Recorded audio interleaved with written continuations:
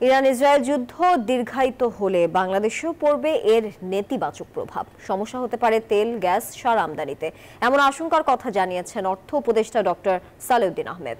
সচিবালয়ে ক্রয় সংক্রান্ত উপদেষ্টা কমিটির বৈঠক শেষে অর্থ উপদেষ্টা জানান, এখনই বাড়ানো হচ্ছে না জ্বালানি তেলের দাম।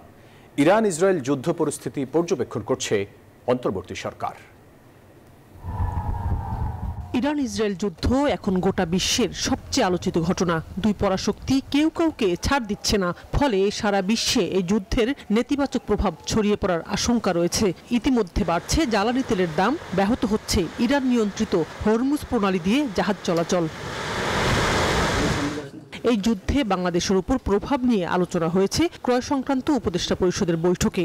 সকালে সচিবালয়ে এই বৈঠকে নির্দিষ্ট আলোচ্যসূচির বাইরে উঠে আসে ইরান ইসরায়েল যুদ্ধ পরিস্থিতি প্রসঙ্গ। যুদ্ধ দীর্ঘ হলে বাংলাদেশও ক্ষতির মুখে পড়তে পারে আশঙ্কা অর্থ উপদেষ্টার।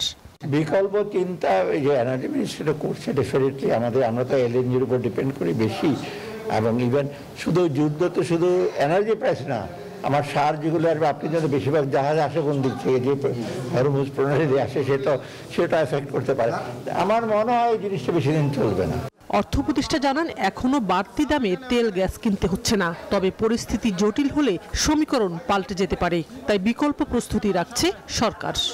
গ্যাস প্রাইস বা এলএনজি প্রাইস যদি বেড়ে যায়, এটা উইল টেক কেয়ার হবে। আজকে যেটা দিলাম ওটা ওল্ড প্রাইসে ওরা কোট করেছে, ভাগ্য ভালো যে ওই প্রাইসে আমরা পাবো আপাতত। বাট আমরা অবজার্ভ করছি যদি যুদ্ধটা বেশি দিন চলে, এটা এফেক্ট যদি হয়, তখন আমাদের উপর একটু প্রেশার পড়বে। বিশেষ পরিস্থিতি যেমন আজকে আমরা যেগুলো আমরা অ্যাপ্রুভ করলাম এলএনজি সার আনার ব্যাপারে, তো যে প্রাইসে করেছি ওটা ইমিডিয়েটলি আজকে তো অর্ডার চলে আসবে, কিন্তু ভবিষ্যৎ আমরা যখন কোটেশন আনবো তখন হয়তো কিছুটা রিফ্লেক্ট করবে। তিনি আশা করেন যুদ্ধ দ্রুত শেষ হবে, তবে কোনো দেশের পক্ষ নেবে না বাংলাদেশ। শানাজি ইয়াসমিন, নিউজ 24, ঢাকা। বান্ডেল থাকলে প্রতি সেনমানিতে টাকা বাঁচবে। বিকাশ সেনমানি বান্ডেল কিনে জিতুন প্রতি লেনদেনে।